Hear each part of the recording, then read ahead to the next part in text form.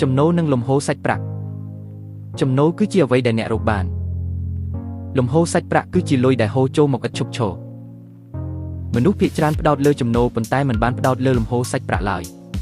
ចំណូលគឺជាលុយដែលអ្នកខំធ្វើការដើម្បីបានមកដូចជាប្រាក់ខែប្រាក់ចំណេញពីអាជីវកម្មឬកម្រៃជើងសារប៉ុន្តែពេលអ្នកឈប់ធ្វើការចំណូលនឹងត្រូវបានបញ្ឈប់ភ្លាមលំហូរសាច់ប្រាក់គឺខុសគ្នាវាគឺជាលុយដែលបន្តហូរចូលមករកអ្នកទោះបីជាអ្នកមិនបានទៅធ្វើការដោយផ្ទាល់ក៏ដោយ